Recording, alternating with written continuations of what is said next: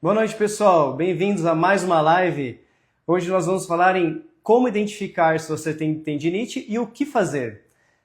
A gente pensou nessa live, primeiro que houveram muitas perguntas a semana passada relacionadas a isso, que foi muito bacana. E também porque eu recebo muito paciente aqui na avaliação da fisioterapia que pensa que tem uma dor muito complexa, muito difícil de melhorar e quando muitas vezes o que ele tem mesmo é uma tendinite mal cuidada. Então, minha função aqui é te ajudar nisso, para você entender se o que você tem é uma tendinite ou não e como você pode estabelecer um bom tratamento, tá bom? Com um bom profissional, sempre. Presta bastante atenção, pessoal, porque ao final da live eu darei algumas dicas que serão muito úteis para você utilizar hoje mesmo, tá? Ao final da live você já vai conseguir fazer algumas coisas muito bacanas que podem ajudar, sim, não só a sua tendinite, como também outras dores, tá? Mas como hoje eu tenho minha tendinite, né?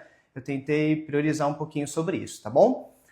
Lembrando da dinâmica das nossas lives, como é que funciona? São 20 minutos de explicação de conteúdo e mais 10 minutos para perguntas. Então eu sempre incentivo o pessoal a fazer todas as perguntas que eles querem. Lembrando que a última live, que ela foi a live 2, ela fluiu super bem, houveram perguntas interessantíssimas, mudou bastante o rumo do conteúdo e que eu acho que foi muito melhor, né? Porque se eu respondo exatamente o que você quer saber, cara, é muito mais útil para você e essa é a minha função, que seja útil para você, tá bom? Lembrando que o nosso público são pacientes que têm dor, inflamação ou lesões ortopédicas, seja tendinites, dores musculares, dores articulares, cãibra. Estou aqui para te ajudar nesses pontos, tá bom? Lembrando que se você tem uma dor mal cuidada e ela se arrastou por mais de 3 meses, ela vira uma dor crônica. E essa também é uma das minhas funções. É um tratamento um pouco diferente das lesões agudas, mas também super efetivo, tá? E a gente consegue ajudar bastante aqui com as nossas lives. A ideia é sempre usar um linguajar fácil, tranquilo de se entender, tirar os termos técnicos da frente e também aquelas teorias complexas que são mais importantes para mim do que para você, tá bom? Vamos facilitar a sua vida para que você tenha melhores resultados. Então são conhecimentos úteis, orientações, algumas dicas para você usar a partir de agora, tá bom? Então a gente vai dar tudo mastigadinho para vocês, para que fique bem bacana. Estou aqui para tirar as dúvidas, então mais uma vez, mandem as suas dúvidas, pode mandar ao longo da live. Se eu conseguir ler a sua pergunta, eu já respondo agora mesmo. Se não, lembra que depois de 20 minutos nós temos os últimos 10 para eu te ajudar o máximo que eu puder, tá?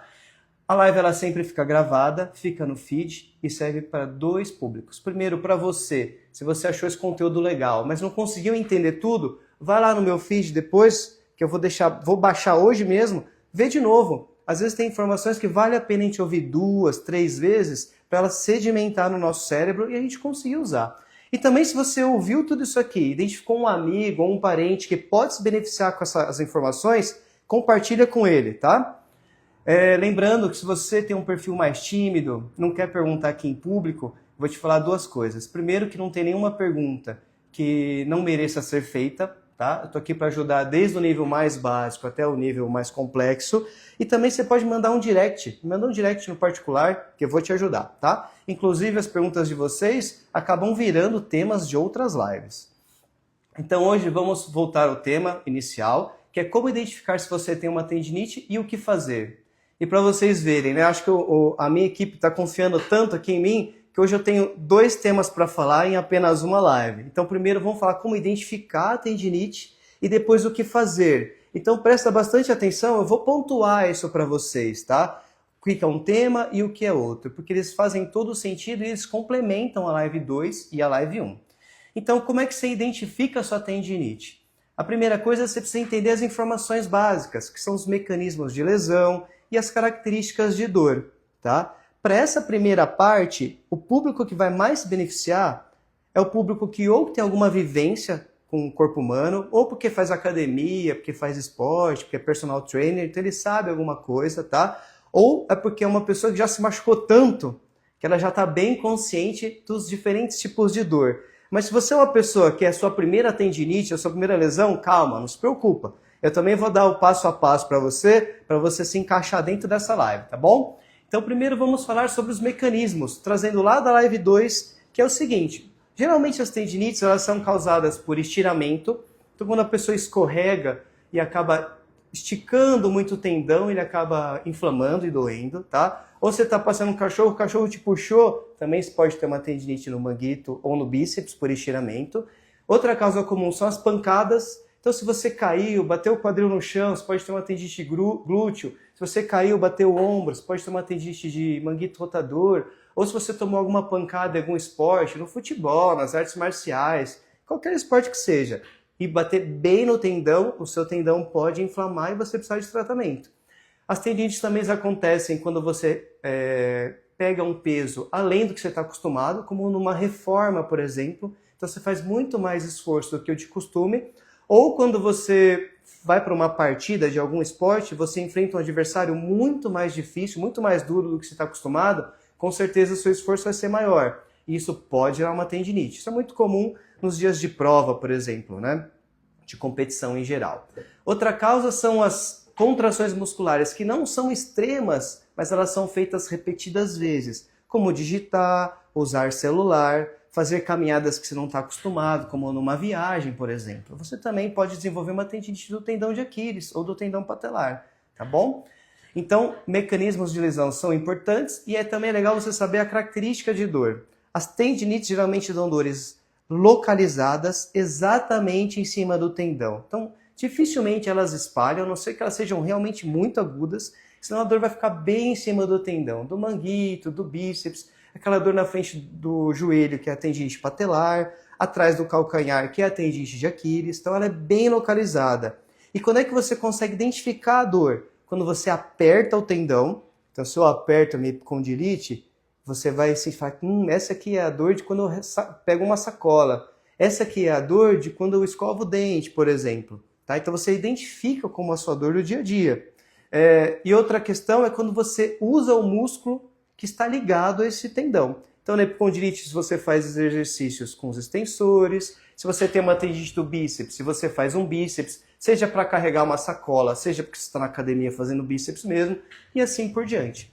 Então, essas são as características básicas de uma tendinite. Dor local, dor ao apertar e dor ao fazer força. E você sempre fica com os mecanismos de lesão na cabeça, que o dia que você for ao fisioterapeuta, ele vai te perguntar, como é que essa dor começou? E se você já pensou sobre isso, você vai dar uma informação muito mais rica para ele. E o seu tratamento vai ser melhor e mais rápido, tá bom? Agora, para você que nunca teve uma tendinite, nunca teve uma dor, é a sua primeira vez. Vamos passar aqui para vocês qual é o caminho que eu considero correto e vai te levar a uma melhora mais rápida e mais tranquila, com mais qualidade de vida. Quem eu acho que são as pessoas que deveriam procurar atendimento para uma dor, seja uma tendinite ou outras dores em geral, né?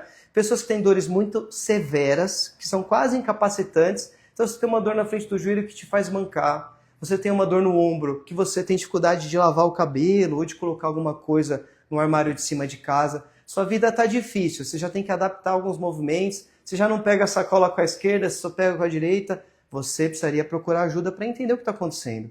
Ou se você tem um sintoma que não é tão severo, mas ele já dura mais do que 7 dias, você também já tá eleito a procurar uma ajuda especializada, tá bom?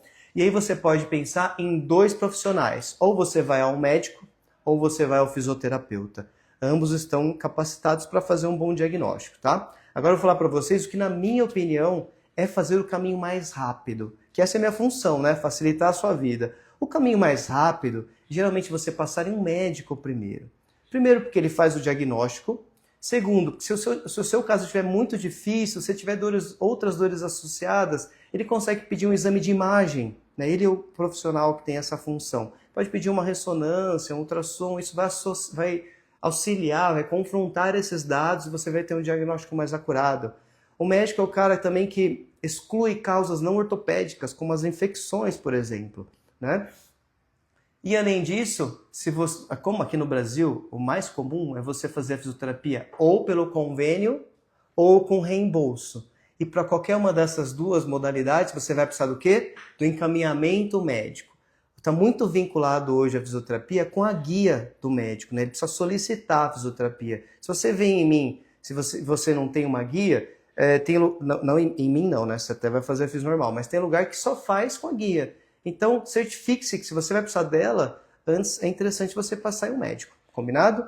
No entanto, você não quer, fala, não, vou no meu físio de confiança, ele entende bastante, e ele realmente entende, ele tá estudou para isso, ele pode sim fazer o diagnóstico, tá? E depois que você tem um diagnóstico, lembra que a gente está falando só de diagnóstico, tá, pessoal? Você tem um diagnóstico clínico, por exemplo, agora eu sei que eu tenho uma tendinite, que a gente chama de HD, né, que é hipótese diagnóstica. O fisioterapeuta vai complementar essa hipótese diagnóstica com um diagnóstico funcional. Essa é a minha função, tá? Essa é uma das minhas principais habilidades. É o diagnóstico funcional, que é entender da onde essa tendinite veio. Se foi por causa de uma fraqueza, foi por causa de algum déficit de movimento que você tem, então você não consegue dobrar e esticar o cotovelo muito bem, e aí você não conseguiu utilizar muito o braço, isso pode sobrecarregar algum tendão, tá? Ou você tem algum gesto do seu dia a dia que te predispõe às tendinites. Então o diagnóstico funcional é uma das minhas principais funções, além de planejar todo o seu tratamento. Passar do diagnóstico para o diagnóstico funcional, falar, sabe, como vai ser o tratamento e como é que vai ser a sua alta, tá? Então o Físio vai planejar tudo isso para você, lembrando que esse foi o tema da nossa primeira live, do dia 11/6. Então qualquer dúvida, ou se você quiser saber mais sobre isso, volta lá no meu feed e acompanha essa live que foi bem legal. E para fechar o diagnóstico, ele pode ser feito tanto presencial quanto online. Com a pandemia, muita gente desenvolveu essas habilidades de fazer avaliações online e hoje elas são muito bem vistas, tá bom? E muitos planos de saúde oferecem, inclusive. Agora, vou falar para vocês o que não serve, que é o que a maioria faz, mas eu não recomendo que você faça, tá? Você tem uma dor no joelho, tá lá no churrasco do futebol, ou se você acabou de jogar tênis, está conversando com o pessoal que também joga com você, fala, nossa, tô com uma dor no ombro. Aí sempre tem um amigo que fala, né? Cara, eu tenho essa mesma dor, isso aí é uma tendinite. E você sai de lá comprando essa ideia. Fala, nossa, a partir de agora você tem um nome para sua dor, né? Eu tenho uma tendinite, meu amigo falou, ele também tem. E não vão por esse caminho, tá, pessoal? Porque diversas lesões têm dores muito parecidas. Então, o que parece ser ter uma tendinite pode ser algum comprometimento articular, ligamentar, capsular. Existem muitas outras coisas que você não é obrigado a saber o que é, mas é por isso que você vai procurar uma opinião especializada, tá bom? Agradece seu amigo, porque ele fez de bom grado, mas não vale a pena você se tratar pensando nisso, tá bom? Acho que essa é uma informação muito rica que não pode ser desperdiçada, tá, gente? Agora vamos para a segunda parte da live, que é o que fazer. Agora você já sabe se você tem uma tendinite ou não, ou se você não sabe, você sabe quem buscar, né? Agora eu vou conversar para vocês o que a fisioterapia pode te proporcionar para tratar a sua tendinite. Até para você entender que a tendinite não é só combater a dor e voltar a uma vida normal, tá bom? Então vamos lá. Assim como a avaliação, o tratamento hoje também existe o presencial e também existe o online. Você escolhe, vê o que cabe melhor na sua rotina, tá? E aí você segue esse caminho. E se você perceber que não está dando certo, que é uma das coisas que a gente conversou, você sempre tem outra opção, tá?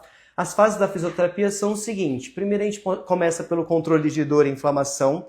Depois a gente passa pelo tratamento biológico do tendão, que eu vou falar o que é. A gente recruta outros grupos musculares, que é uma coisa importante. O fisioterapeuta ele toma cuidado para não sensibilizar outras estruturas que estão sadias, que podem ser machucadas com tratamento não devido. O fisioterapeuta te ajuda no retorno gradual à sua vida normal e também faz a conscientização de vocês, tá bom? Eu vou falar de cada uma dessas etapas. Nesse momento, prestem atenção, não precisa ficar desesperado, você não precisa entender sobre tudo isso, você precisa saber que isso existe, tá? Procurar um bom profissional, porque a função dele é entender cada uma dessas fases. Você só tem que saber que existe primeiro, para quando você começar a físio, você ir preparado para tudo que vai acontecer. E se você já faz físio, aí sim você presta atenção mesmo, que é para ver se lá no setor, lá na clínica, você está passando por todas essas fases, tá bom?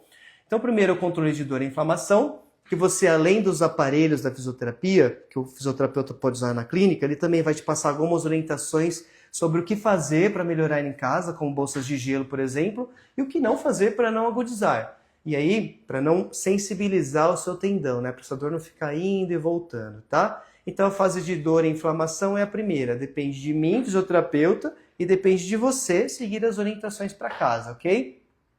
Depois vem o estímulo biológico do tendão. O que é esse termo tão difícil, né?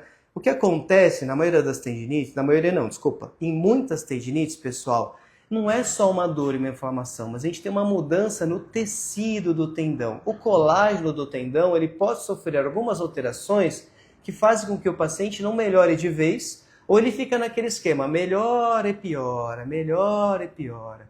E o fisioterapeuta, ele tem um arsenal de exercícios terapêuticos que eles vão auxiliar justamente na regeneração da fibra do tendão. Então aquele tendão desorganizado, muitas vezes o colágeno muda, fica uma bagunça, o tendão ele fica com uma função piorada, entre aspas. E aí com alguns exercícios terapêuticos a gente consegue melhorar a estrutura desse tendão para ele voltar a ser sadio, tá bom? Então essa informação é muito rica, não esqueçam disso. O seu tendão ele muitas vezes não fica só inflamado e dolorido, ele também tem uma mudança estrutural, tá bom?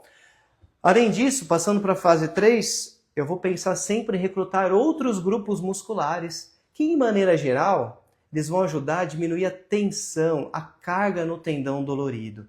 Então a gente tem diversos músculos, isso vai auxiliar muito o seu processo de melhora e para que você não tenha uma recidiva, tá bom? Então nas epicondilites, por exemplo, você não vai lá fazer só os extensores, que é para você remodelar o tendão. Também vai fazer supinação, pronação, flexão, tá? Se você tem uma tendinite patelar, a gente vai fazer fortalecimento de panturrilha, recrutamentos de adutores e abdutores, de glúteo, que é um músculo importantíssimo na reabilitação do tendão patelar, ok? Então isso vale muito a pena, por isso que é dado tanto exercício na fisioterapia. Eu também preciso tomar cuidado para não sensibilizar outras estruturas, porque toda terapia baseada em exercício, preciso sempre me preocupar no paciente como um todo. Então, por exemplo, se eu atendo uma mulher que ela tem uma condromalácia, e eu dou exercício para tendão patelar para ela, pode ser que se eu der o exercício errado ou na carga errada, aquela condromalácia que está ali quietinha, e quem tem condromalácia sabe muito bem como é, ela pode agudizar. Eu trato o tendão, mas posso sensibilizar a articulação do paciente, tá bom? Outra questão é quando o fisioterapeuta dá muito exercício terapêutico e o cliente, infelizmente, ou ganha outra tendinite ou uma dor muscular. Então, minha função é gerenciar tudo isso para que você tenha uma boa qualidade de vida enquanto reabilita o seu tendão. Outra coisa que a gente faz com muita primazia é o retorno gradual às atividades. Então, se você vem aqui na clínica, tratou o tendão, ficou sem dor, voltou à sua vida normal, provavelmente, e você tem essa tendinite há muito tempo, provavelmente, se você voltar a fazer tudo o que você fazia, é possível que você tenha a tendinite que você sempre teve. Então, eu preciso te ensinar quais são as coisas preciso fazer um retorno gradual às atividades para que o seu tendão ganhe resistência para aquelas atividades. Isso é muito importante, tá bom? Agora eu vou confessar para vocês qual é um dos meus maiores medos. Um dos meus maiores medos não é nem que você vá melhorar, porque isso eu tenho certeza que você vai ficar sem dor e sem inflamação. O difícil mesmo é a gente conscientizar o paciente para ele não fazer aquilo que antes machucava o tendão, para ele não ter uma recidiva. Então, o nosso grande receio como fisioterapeuta é aquela frustração de, puxa, tratei o tendão, mas depois de um tempo essa dor voltou. Tá? Então, essa conscientização do paciente, quem faz é o fisioterapeuta. Então, se você passar por essas 6 fases, você provavelmente vai melhorar a sua tendinite e continuar bem, ok? E isso é muito importante, pessoal, conscientização. E antes de eu passar aquelas dicas que eu falei que diria no final, deixa eu fazer um pedido para vocês. Falta só 1 minuto e meio, 2 minutos de live. Mandem as suas perguntas agora, que eu vou ficar mais tranquilo para conseguir te responder, né? Porque essas perguntas ficaram lá para cima, às vezes eu nem acho a pergunta. Vocês sabem que eu sou recente nisso, essa é a minha 3ª live, então eu tô com um pouco de dificuldade aqui, porque tem palminha, tem wave, tem coraçãozinho. Aí para eu não me perder na live, eu acabo olhando só no final, tá bom? Então agora presta atenção nessas dicas que a gente consegue, para a gente tentar mudar o rumo da sua recuperação hoje, tá? A dica número 1 é que você, paciente, eu já falei isso na live 1 e na live 2, vou repetir muito, tá? Porque eu acho que isso é a base do tratamento. Você, paciente, tem uma participação ativa na reabilitação. Eu te convido a tomar as rédeas da reabilitação mesmo, tá? Que você vai na fisioterapia 2, 3 vezes por semana, mas você fica todo o resto da semana sozinho, por sua conta. Muitas vezes você faz exercício em casa, né? Ou algumas atividades que podem agravar. Então é importante essa conscientização. Presta atenção nas orientações do seu físio e coloque em prática. Você tem um papel realmente ativo, tá? Então, não se exima dessa responsabilidade, faça parte da reabilitação. Isso é muito legal. Vai de mão dada com o seu físio mesmo e tudo que ele pedir para você fazer, faça. A dica número 2 é assistir a live 2, porque lá eu falei quais são os principais erros dos tratamentos das tendinites, tá? E é o que eu falei, muitas vezes não é difícil melhorar. O difícil é você não ficar sensibilizando o seu tendão de novo. Então essa live 2 ficou bem bacana, ó, gerou bastante conteúdo, foi muito legal. A dica número 3. Você que passou em um médico e ele te recomendou tomar medicamento, tome medicamento junto com a fisioterapia, tá? Eu recebo muita ligação que o paciente fala assim, Elcio, então eu vou fazer o seguinte, meu médico passou um remédio, eu vou tomar aqui, se eu não melhorar, aí eu vou em você. Ó, eu recomendo que você faça outra trajetória. Tem um medicamento? Vai na físio ao mesmo tempo. Você viu que eu tenho 6 fases, isso para resumir, né? 6 fases para te melhorar. Se você tomou o remédio, você passou da fase 1, controle de dor e inflamação. Cara, você já está na frente. Já vamos para a fase 2. Você vai melhorar mais rápido, com mais qualidade de vida. Medicamento é para isso, tá? O fisioterapeuta vai saber gerenciar o seu caso, mesmo você medicado. A dica 4, que eu já falei na live 2 também, é não usar o gel quando você for indicado a terapia por gelo. Terapia por gelo, pessoal, é com cubo de gelo, tá? Se você não entendeu o do gel, vai na live 2, que lá eu expliquei o porquê eu acho que o gel ele não é interessante para você. Agora a dica 5 e a última dica. Exercícios terapêuticos. Tá? A gente não pode errar no exercício, isso é muito fácil de acontecer. Porque o paciente começa a fazer exercício, ele vislumbra, ele sente uma melhora muito significante. E ele pensa que se ele fez exercício na segunda, a dor dele melhorou mais, ele está mais ativo. Antes ele não conseguia fazer movimentos e agora ele consegue. Fala, cara, se eu melhorei hoje com esse exercício, eu vou fazer amanhã, depois de amanhã. Ele começa a fazer o exercício todo dia. Mas lembre que os exercícios, apesar de muito benéficos, eles podem inflamar o seu corpo. Então o seu tendão e o seu músculo precisa de um tempo para regenerar. Então você faz o exercício um dia, dá um descanso de 1 ou 2 dias e depois você retoma o exercício terapêutico. Por melhor que ele seja, não faça os mesmos exercícios todo dia, porque existe uma chance real de você piorar, tá, pessoal? Faça o exercício, porque, cara, essa é a base do tratamento. Mas não se empolguem muito, tá bom? Nosso tendão e o nosso músculo precisa de um tempo para regenerar. Eu não sei se será 1, 2 ou 3 dias. É para isso que você está acompanhado de um profissional gabaritado, que ele vai te ajudar nessa análise, tá bom? Legal, pessoal. Essas são as dicas. Quero muito que vocês as aproveitem. Se vocês quiserem outras, a gente vai conversando mais sobre isso. E não é uma dica, mas é uma sugestão. Me mandem as suas dúvidas, que em cima delas eu consigo ser muito mais assertivo, tá bom? Vamos ver se tem alguma pergunta agora? Tem cá. Então a Camila está me ajudando aqui hoje, pessoal. Ela vai ler e a gente vai conversar sobre isso. Nós temos mais 7 minutos. Maria Cláudia, essas fases e etapas têm nomes para que eu possa identificar na prática da fisioterapia? É uma ótima pergunta. Elas têm nome, que aliás foram essas que eu citei, né? São os nomes bem tranquilos, fáceis de se entender. Mas o fisioterapeuta, o paciente, ele não sente isso no dia a dia, tá, Maria Cláudia? Por quê? Porque essas fases, muitas vezes, elas são concomitantes. Eu não preciso terminar uma fase para começar a segunda, terminar a segunda para começar a terceira. Elas acontecem ao mesmo tempo, não todas ao mesmo tempo, mas assim que o fisioterapeuta vai sentindo que o paciente está evoluindo, elas podem acontecer de maneira concomitante. Então, legal, a melhor sugestão que eu te dou é vá num profissional confiável e ele vai conseguir elencar em qual fase você está e como é que você vai passar para a próxima, tá bom?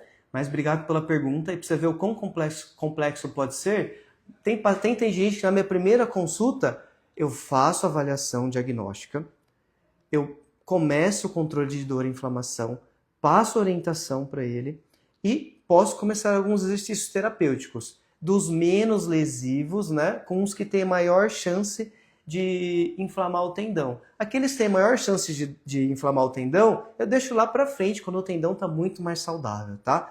Mas infelizmente o paciente ele não vai conseguir uma listinha e perguntar para o físico, cara, que fase que eu estou agora para ver se estou na fase certa. Interessante é entender o contexto que você ao chegar no seu tratamento, você vai identificar, você vai ver. No dia a dia isso é muito claro, tá bom? Isabela, por que algumas pessoas parecem ter mais tendência a ter tendinite do que outras? Ótima pergunta, Isabela. Essa não é uma resposta quase filosófica, né? Pode ser pela demanda dela, tá? Então ela usa muito mais o tendão do que o tendão aguenta. Tem pessoas que exageram. Tem pessoas que, por exemplo, têm tendinite porque elas fazem coisas não fisiológicas, como, por exemplo, trabalhar 10 horas digitando. Não tem tendão que aguenta. Um dia ele vai pifar, ele vai doer mesmo, né? Então, tem pacientes que eles vêm aqui frequentemente, porque falam, cara, eu não consigo mudar minha rotina. Eu entendi que é importante, mas essa é a minha vida, esse é o meu trabalho. Até eu evoluir no trabalho, mudar de cargo, infelizmente eu vou ter que ficar dando essa manutenção. Então, pessoas que ficam, por exemplo, muito tempo sentadas, elas podem ter tendinite de glúteo, discos tibiais. E é difícil a gente tratar a pessoa e ela sarar se ela não tirar o fator causal, né? Pessoas que digitam muito, hoje em dia que trabalham muito em celular, nossa, é difícil, porque as tendinites de cotovelo, de punho, de dedos, elas acontecem, as cervicalgias, né? Então essa é uma causa. Se a pessoa não consegue, primeiro, identificar o fator causal, e segundo, mesmo que ela identifique, ela não consegue tirar. Como, por exemplo, Isabela, se você for mãe, tem coisas que o seu filho solicita, que ele demanda, que não dá para você falar, filho, tô com tendinite, desculpa aí, não vou te ajudar. Às vezes é um bebê, uma criança que ainda é muito dependente, então é difícil, tá? Outra causa é o déficit de massa muscular. Então, se a pessoa ela não tem estrutura muscular, ela se permite fazer algumas atividades mais intensas, as tendinites podem acontecer, tá bom? Como aquela pessoa que ela não faz nenhuma atividade, tá fora do peso, dorme mal, e resolve que ela quer porque quer jogar bola 2 vezes por semana. Então, um déficit de qualidade motora mesmo, né? As tendinites, elas acontecem, tá? Outros pacientes, por exemplo, não melhoram, têm mais tendência a ter tendinite pelos hábitos de ficar deitando em cima do ombro. Tem paciente que, nossa, até ele conseguir mudar a posição de dormir, a tendinite, ela persiste. Então, o porquê algumas pessoas têm mais tendência, a gente precisa realmente conversar e entender o que na rotina dela pode estar agudizando, tá? Mas em linhas gerais, todo mundo tem uma capacidade real de regenerar de uma tendinite, né? Eu ia falar tendinopatia porque é o termo técnico, mas de uma tendinite, tá? O que faz ela não ir embora, na maioria das vezes, são os hábitos da pessoa. Ou porque ela tem hábitos ruins, ou porque ela se propõe a fazer algo que realmente o físico dela não está preparada fisicamente para aquilo, tá bom? Existem alguns déficits nutricionais que podem influenciar, mas eu recomendo você passar no nutrólogo. Tem alguns medicamentos que predispõem a microrupturas tendíneas, tá? Ou a um déficit de regeneração tendíneo. Então, se você está tomando, Isabela, algum medicamento muito específico, não só a Isabela, mas qualquer outra pessoa, leia a bula, tá? Tem alguns medicamentos que e está escrito lá bem claro, se você vai ter uma predisposição a tendinites ou rupturas tendíneas, tá bom? Vale muito a pena. E aí que é o legal, né? Se você passar em um médico, por exemplo, esse cara vai matar de cara, tá? Pô, tal medicamento, cara, esse aqui não combina muito com grandes solicitações de tendão. Combinado? Agora, eu já dei uma dica na live 2 e eu nunca vou parar de falar isso. O sono, gente. O sono é muito regenerativo. Para qualquer lesão, para tendinite, não foge da regra. Tá bom? Tá bom, Isabela? Respondido? Eu sei que é uma resposta ampla e ela é complexa, mas qualquer coisa, estou por aqui. Tem mais alguma? A Daniela, as pausas no trabalho podem prevenir a tendinite? Ótima pergunta, Daniela. Sim, as pausas no trabalho, elas costumam ser muito efetivas, tá bom? Putz, Elcio, de quanto tempo, né? Isso varia de pessoa para pessoa, mas eu preciso te dar um norte. Então comece, por exemplo, com pausas de 30 minutos. A cada 30 minutos, desculpa. Então, se o seu trabalho é em pé, a cada 30 minutos, sente ou deite, né? Uns 5 minutinhos. Se o seu trabalho é sentado, levante ou deite 5 minutinhos a cada meia hora. Se o seu trabalho é digitar, a cada meia hora dá um tempinho. 5 minutos, 10 minutos. Daniela, se isso não for suficiente, Daniela, você, Elcio, melhorei da tendinite, mas não zerou. Aumenta um pouco esse tempo, aumenta 10%.